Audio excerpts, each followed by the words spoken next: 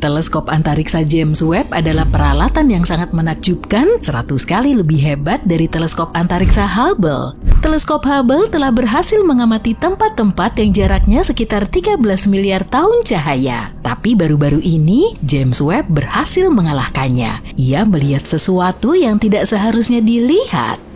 Para astronom dengan menggunakan teleskop itu telah mendeteksi lubang hitam supermasif yang berasal dari alam semesta yang masih berusia kurang dari 600 juta tahun ketika alam semesta masih bayi. Penemuan ini merupakan lubang hitam supermasif terjauh yang sedang aktif mencari makan yang pernah diamati. Lubang hitam ini terletak di pusat galaksi induknya yang dinamai CIR 1019.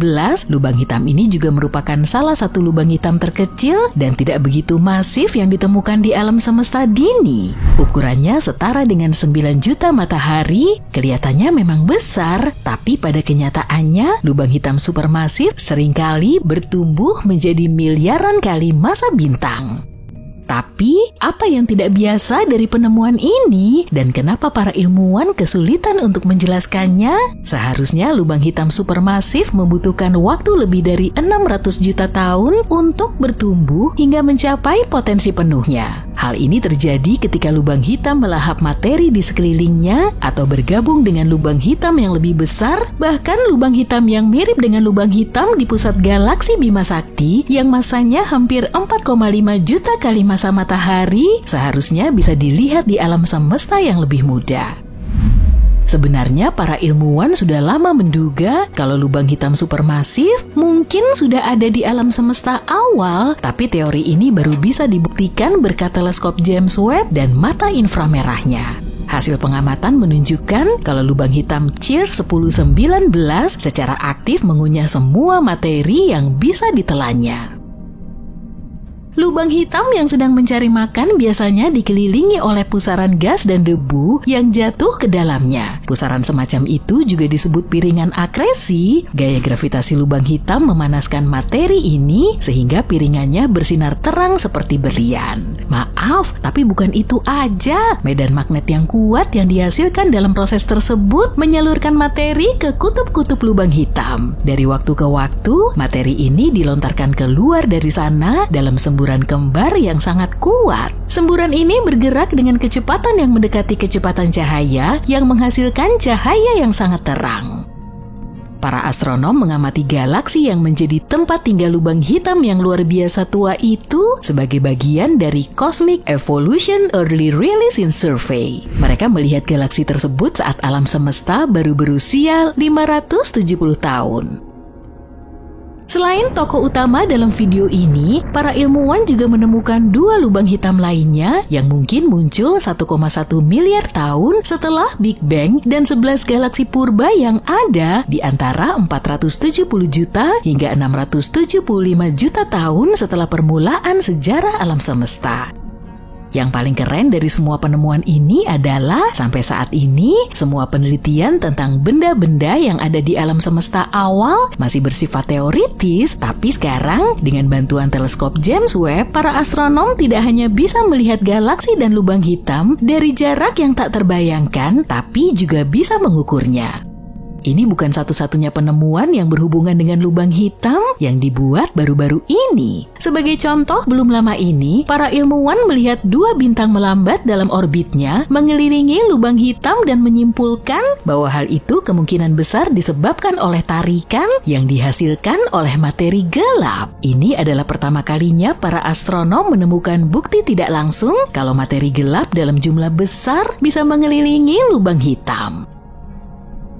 Sekarang tentang materi gelap itu, apa itu dan terdiri dari apa saja? Alam semesta kita terdiri dari materi normal, materi gelap, dan energi gelap. Materi normal yaitu segala sesuatu yang bisa kalian lihat dengan mata kepala sendiri atau dengan bantuan instrumen membentuk sekitar 5% dari alam semesta. Karena ini adalah bagian kecil dari alam semesta, mungkin kita tidak boleh menyebutnya normal. Energi gelap mengambil porsi sekitar 68% dan sekitar 27% alam semesta adalah materi gelap. Materi gelap ini hanyalah satu lagi benda luar angkasa yang membingungkan para ilmuwan. Jika energi gelap adalah kekuatan yang bertanggung jawab atas pemuaian alam semesta, maka materi gelap seharusnya menjelaskan bagaimana objek-objek bekerja sama. Kandidat potensial untuk materi gelap bervariasi dari partikel-partikel aneh sampai objek-objek super dahsyat.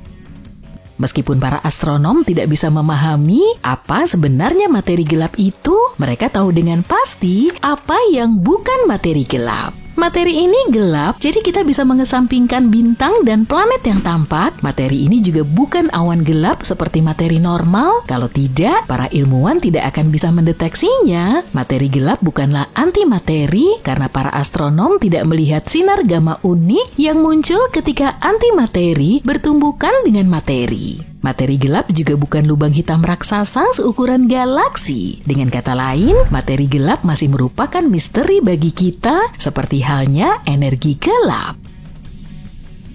Kembali ke materi gelap yang potensial ditemukan di sekitar lubang hitam. Jika dikonfirmasi, ini akan menjadi terobosan besar dalam penelitian materi gelap. Apa yang membantu para ilmuwan menemukan ide ini adalah bahwa materi gelap berinteraksi secara gravitasi mempengaruhi materi biasa. Jadi tim peneliti mengamati orbit dua bintang yang meluruh sekitar 1 milidetik per tahun ketika mereka mengitari lubang hitam pasangannya. Para ilmuwan menyimpulkan perubahan kecepatan ini disebabkan oleh materi gelap yang menghasilkan gesekan dan tarikan pada bintang. Dengan bantuan simulasi komputer dari sistem lubang hitam, tim peneliti menguji sebuah model yang dikenal luas dalam kosmologi. Model ini disebut model gesekan dinamis materi gelap, dan model ini memprediksi hilangnya momentum tertentu oleh benda-benda yang berinteraksi secara gravitasi dengan materi gelap. Coba tebak, simulasi ini cocok dengan prediksi tersebut. Hasil penelitian ini membantu mengonfirmasi teori yang sudah ada sejak lama bahwa lubang hitam sebenarnya bisa menelan materi gelap yang datang terlalu dekat. Akibatnya materi gelap terdistribusi ulang di sekeliling lubang hitam, menciptakan area dengan kerapatan yang berbeda yang bisa mempengaruhi orbit objek-objek di sekelilingnya seperti bintang-bintang yang telah kita bicarakan.